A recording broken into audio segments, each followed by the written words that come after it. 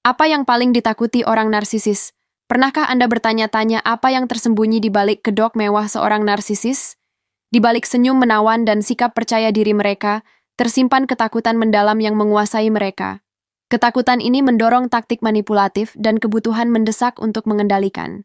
Rasa takut menghadapi rasa tidak aman sendiri, hingga rasa takut ditinggalkan tanpa audiens yang dapat dimanipulasi, kami akan mengungkap karakter asli seorang narsisis. Bersiaplah untuk menyingkap lapisan-lapisan itu, dan temukan apa yang membuat mereka terjaga di malam hari. 1. Terungkapnya karakter sejati. Terungkapnya karakter asli seorang narsisis adalah ketakutan terbesar mereka. Mereka takut ketika kedok yang mereka bangun dengan hati-hati mulai runtuh dan taktik manipulatif mereka terungkap dan diketahui semua orang. Diungkap oleh seorang empati yang terdidik dan berpikiran jernih sangat menakutkan bagi mereka. Karena ilusi yang mereka buat dengan hati-hati tidak dapat lagi menipu siapapun.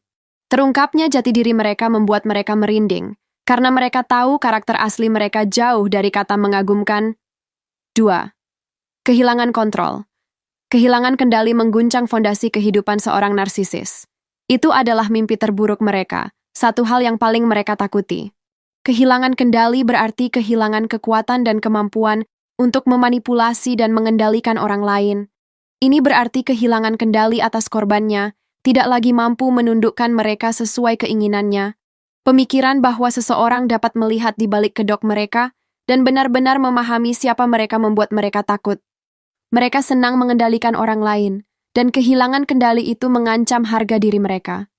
Mereka terus-menerus berjuang untuk mempertahankan kendali atas orang-orang di sekitar mereka, namun jauh di lubuk hati, mereka tahu bahwa mereka mungkin kehilangan kendali suatu hari nanti, yang membuat mereka lebih takut daripada apapun. 3. Takut akan kebenaran. Mengungkap kebenaran adalah mimpi buruk bagi para narsisis, karena hal itu mengungkap kedalaman sifat manipulatif mereka. Mereka takut akan kebenaran lebih dari apapun karena kebenaran menghancurkan kedok yang mereka bangun dengan hati-hati.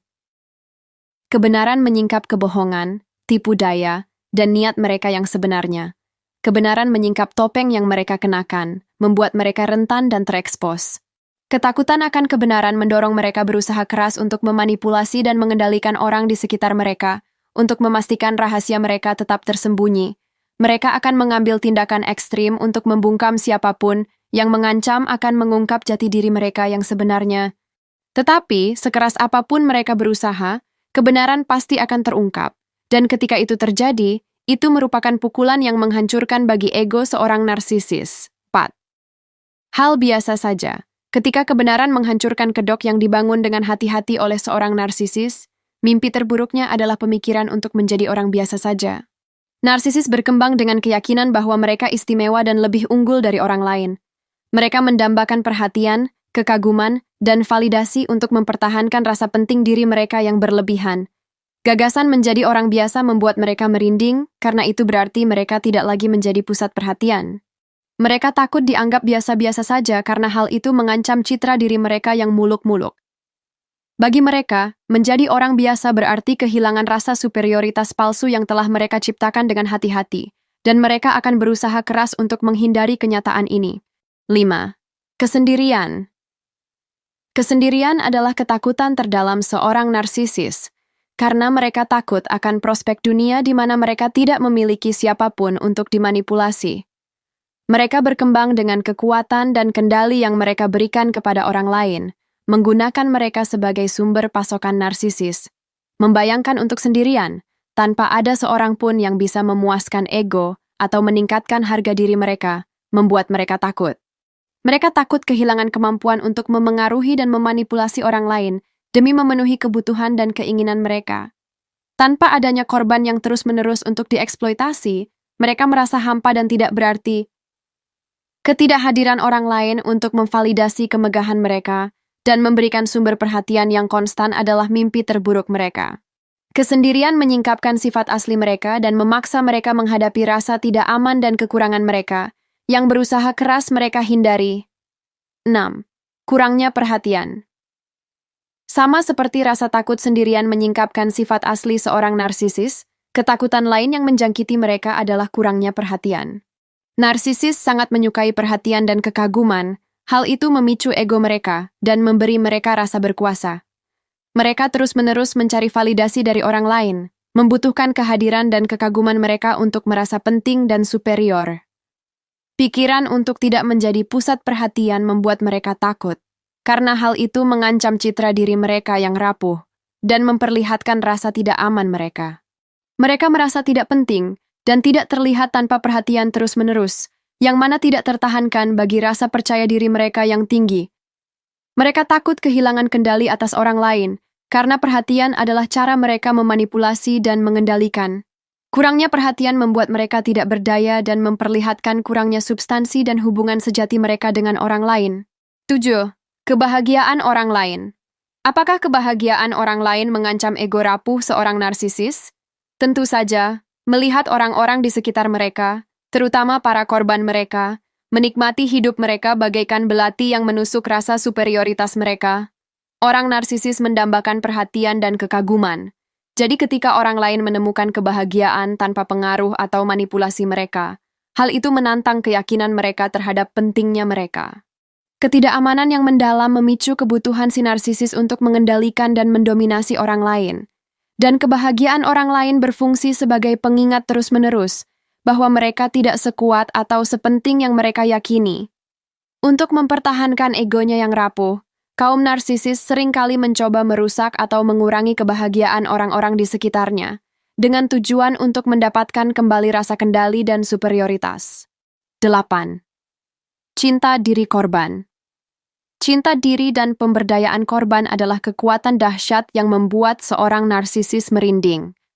Ketika seorang korban menemukan harga dirinya dan mulai mencintai diri sendiri, hal itu menjadi ancaman langsung terhadap kendali dan manipulasi si narsisis. Narsisis memanfaatkan kerentanan dan rendahnya harga diri korbannya, menggunakannya untuk menunjukkan kekuasaan dan kontrol atas mereka. Namun ketika korban mulai percaya pada diri mereka sendiri dan menyadari nilai mereka, hal itu mematahkan cengkeraman sang narsisis atas mereka. Cinta diri memberdayakan korban untuk menetapkan batasan, membela diri, dan menolak manipulasi.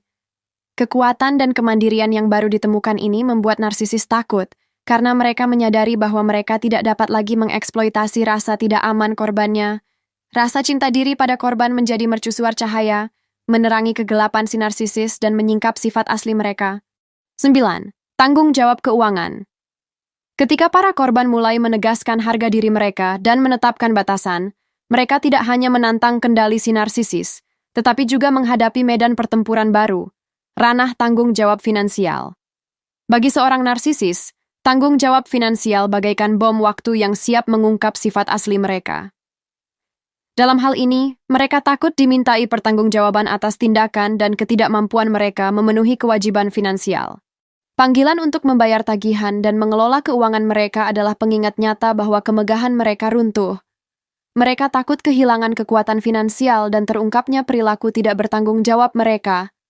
Tanggung jawab finansial adalah cermin yang memantulkan kekurangan mereka dan memaksa mereka menghadapi kekurangan mereka, sesuatu yang akan mereka lakukan apapun untuk dihindari. 10. Ketidakpedulian.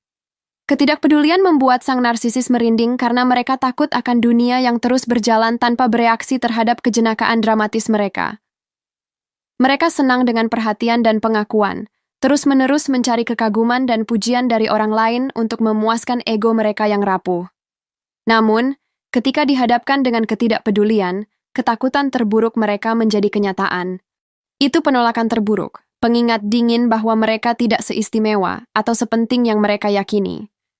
Ketakutan seorang narsisis terhadap ketidakpedulian bermula dari rasa tidak aman yang mendalam yang tersembunyi di balik kepura-puraan mereka yang muluk-muluk.